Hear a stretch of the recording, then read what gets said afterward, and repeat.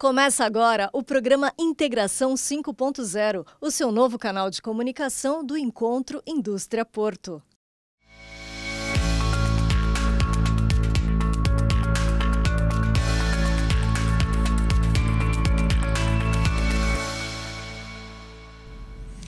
Você citou muito bem, acho que assim, primeiro a gente precisa ter projeto de Estado, não de governo. Segundo, até saber quais são as prioridades. E terceiro, até onde há necessidade de investimento por parte do governo federal e aonde há oportunidades da iniciativa privada fazer esses investimentos, solucionar o problema e a gente fazer o Brasil avançar. Agora, Montenegro, para encerrar aqui a nossa entrevista, eu não posso deixar de perguntar para você, que é um dos maiores especialistas do Brasil em questão de viabilidade portuária, de implantação de terminais, como é que você está vendo a situação da licitação, aí, da pré-licitação do Santos 10 ou do STS 10? Pois é, esse é um tema importantíssimo do momento, né?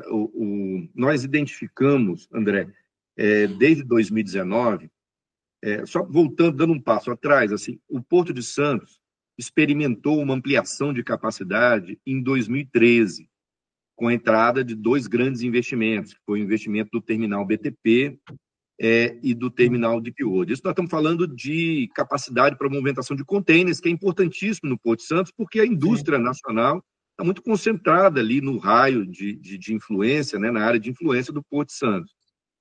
Aí tendo São Paulo aí como protagonista disso.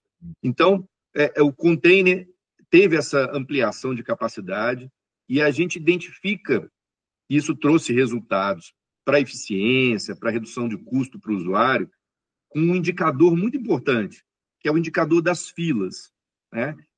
A gente entende que o nível de serviço portuário ele está ali identificado diretamente no comportamento das filas.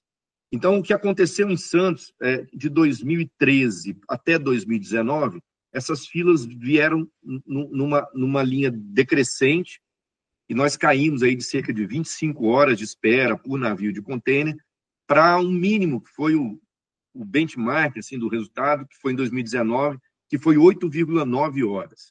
Sim. Quando virou para o ano de 2020, a gente identificou que essa curva fez uma inflexão, ela voltou a subir. E já tinha chegado em 2020 a cerca de 11 horas, e a gente alertou o governo federal. E havia um projeto que estava lá construído desde a construção da Lei de Portos, né, de 2013, tinha o projeto de arrendamento ali da região do Sabuó para um terminal de contêineres. Então, esse projeto foi trazido de volta para a discussão, a Infra fez um trabalho e colocou ele em debate. Nesse período, debateu-se muito sobre se havia mesmo necessidade ou não de um terminal de contêineres, e a gente foi vendo essa curva da fila de navios de contêiner crescendo. Para a gente entender, nós chegamos em dezembro de 2024, André, com 53 horas de fila de espera para navios de contêiner. Isso para os usuários é caótico. Isso gera aumento de frete. O famoso custo Brasil. Custo Brasil. Custo a gente calculou em mais de 1 bilhão, cerca de 1,5 bilhão por ano, só com pagamento de multas por sobreestadia de navios, né, as demurras.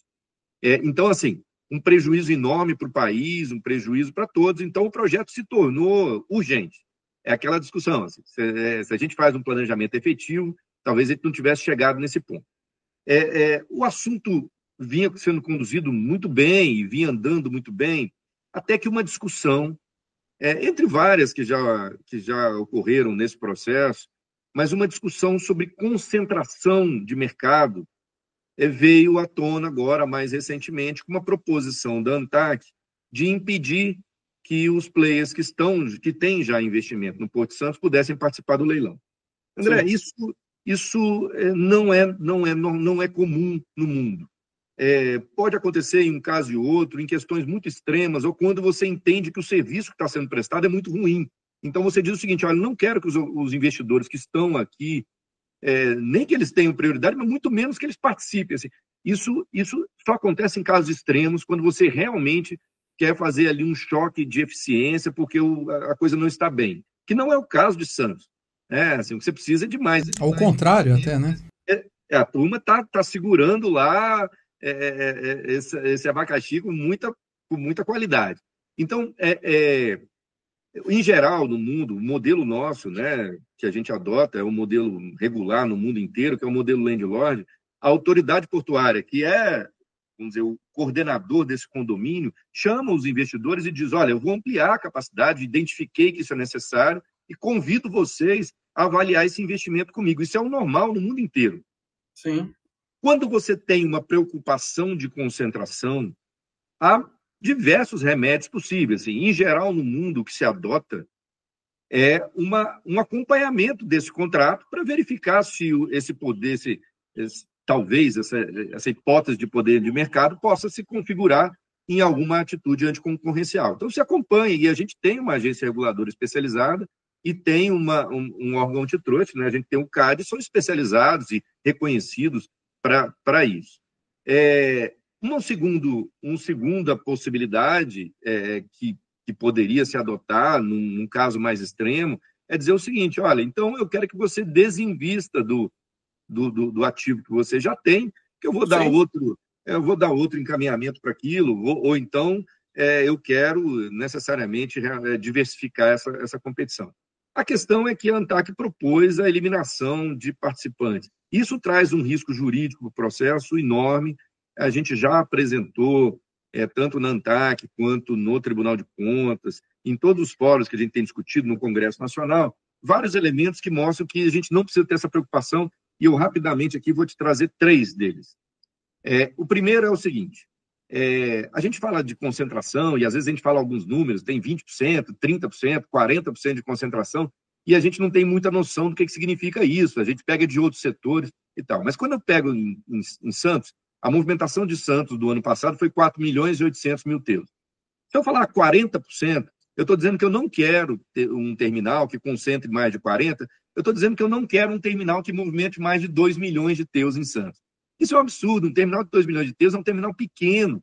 A gente está falando no mundo de terminais de 8, 10, 15 milhões de teus, e para receber navios de 18 mil, 20 mil, 25 mil teus. Aqui nós estamos recebendo navios de 10 mil, de 8 mil teus. Assim, nós temos que avançar muito, sabe, André? E para isso, às vezes, alguma concentração é necessária e, às vezes, até desejável. Então, esse é um primeiro ponto. Um segundo ponto é que a análise da ANTAQ não considera a concorrência com todos esses portos que nós falamos aqui. E é claro que concorre. Um número que eu tenho dito é o seguinte: da área de influência de Santos, onde ele é competitivo, Santos só movimenta 40% das cargas containerizadas dessa área. Os outros 60%. Os outros 40% são movimentados pelos outros portos que concorrem com ele. E cada vez vão concorrer mais à medida que a gente entendeu que os gargalos de Santos são complexos e as oportunidades vão surgir cada vez mais para essa concorrência. E a agência não considera essa concorrência nas suas análises. Então, fica parecendo que Santos é o único porto do Brasil, e isso, claro, leva preocupações a níveis extremos desnecessários, assim, porque outros portos podem ser concorrentes e ser alternativas caso alguém queira alguma prática anticoncorrencial. E, por fim, o último elemento que eu queria trazer, que a gente tem mostrado às autoridades, é que esse projeto é um projeto previsto para implantação em 9 anos. Mas nós não queremos que ele seja feito em 9 anos. A gente quer que ele seja feito em 3 anos, em 4 anos. E para que a gente tenha a identificação no mercado de qual é o investidor com maior apetite, a gente precisa trazer todo mundo. E a gente tem que pensar num cenário de hoje, que ele vai ser preocupante, sabendo que o porto vai estar implantado em 9 anos, é imaginar que nada mais vai acontecer no Brasil em 9 anos. Isso também é preocupante.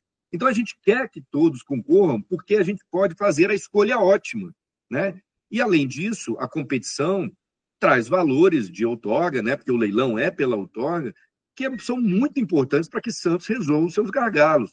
Então, eu acho que a gente tem condição de juntar esses elementos todos. Ter a competição, ter a melhor proposta, a proposta ótima para esse projeto.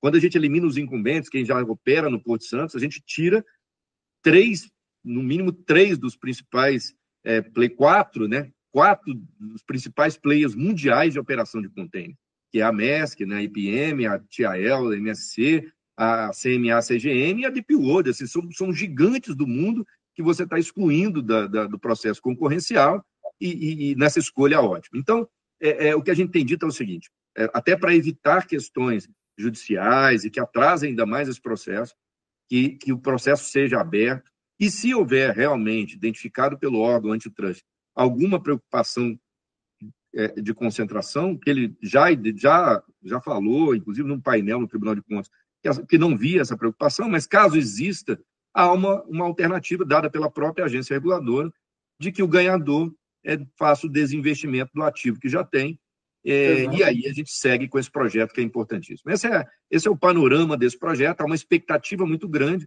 que a atuação do TCU, vamos dizer, supra essas lacunas aí institucionais que aconteceram aí ao longo desse processo e que a gente possa realizar ele até o final do ano. Montenegro, por isso que é importante a gente continuar sempre insistindo em dar transparência para isso, porque realmente você citou muito bem. É importante que os principais players mundiais que aqui já estão tenham a oportunidade de participar. Se não há assim, o entendimento de que eles não podem ter 2 terminais, que eles façam o desinvestimento naquele terminal que ele já tem, dando oportunidade dentro de um prazo, né, para que ele ocupe o novo terminal e daquele terminal seja de uma certa forma arrendado, aberto uma outra oportunidade de um novo arrendamento, mas o que a gente não pode é limitar a participação excluindo os principais players do mundo, porque a gente estaria colocando aí de uma certa forma até um perigo, né, de entrar alguém que não tenha experiência, que não tenha expertise, que não tenha o conhecimento mundial da movimentação de container e principalmente que não traga os resultados esperados e principalmente os resultados que a gente precisa para o Porto de Santos aqui, para o desenvolvimento não só do Porto, mas de toda a logística do Estado de São Paulo e até do Brasil, né? Então a gente vai continuar acompanhando isso de perto, vai ser um dos debates que a gente vai fazer em Brasília com acompanhamento da TV Band News, que dá uma cobertura nacional ao evento e também na etapa de São Paulo, e a gente vai estar acompanhando de perto. Montenegro, eu queria agradecer demais a tua participação, falar que você sempre enriquece o nosso debate aqui, trazendo conhecimentos, números e a tua expertise de tantos anos aí nesse mercado, que traz uma luz para nós de ter uma diretriz de que caminho a gente deve comandar, né? De caminho a gente deve conseguir perseverando, né? Continuar perseverando. Então, queria agradecer demais aqui a tua participação. Obrigado, André. Obrigado a toda a sua audiência aí parabéns pelo espaço de debate. Esse debate no país de infraestruturas é muito importante, você sabe disso, e eu vou estar aqui sempre à disposição para contribuir da melhor forma para o debate ser rico e a gente poder sair sempre com uma solução convergente e que atenda aí ao principal interesse, que é o interesse do desenvolvimento nacional. Obrigado. Obrigado você.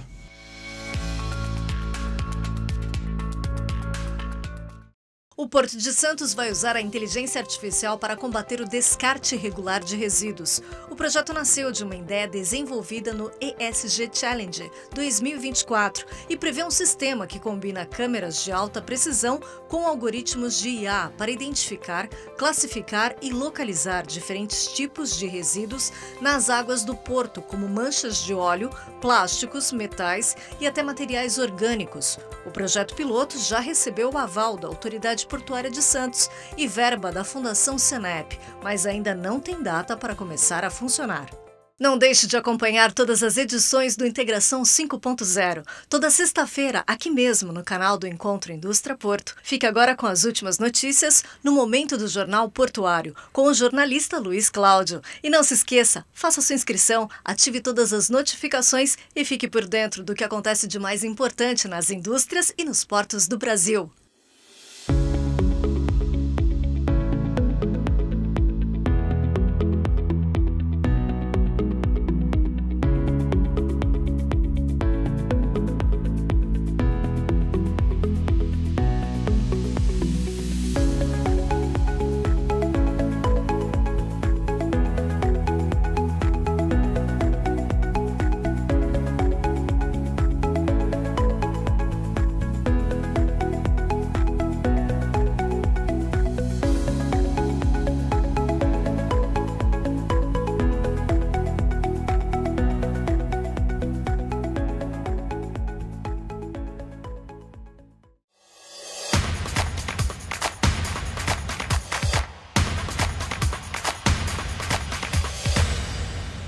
Porto de Itajaí movimentou 1.700.000 toneladas de carga no primeiro semestre de 2025. A China foi o principal destino das exportações, seguido por Estados Unidos, países da União Europeia e da América Latina. A venda de minas de níquel no Brasil virou uma disputa internacional. A empresa Anglo American vendeu seus ativos para uma estatal chinesa por 500 milhões de dólares, mas a holding europeia Corex contestou a operação e alega que fez uma oferta 80% maior, que foi ignorada. O caso agora está com o CADE, o Conselho Administrativo de Defesa da Economia. A Petrobras vai lançar em outubro, em Macaé, no Rio de Janeiro, o primeiro curso de formação profissional offshore, exclusivo para mulheres. A iniciativa tem o apoio de empresas do setor e visa ampliar a participação feminina no mercado. Para ficar por dentro dessas e outras notícias, acompanhe o Jornal Portuário nas redes sociais ou acesse o nosso site www.jornalportuario.com.br.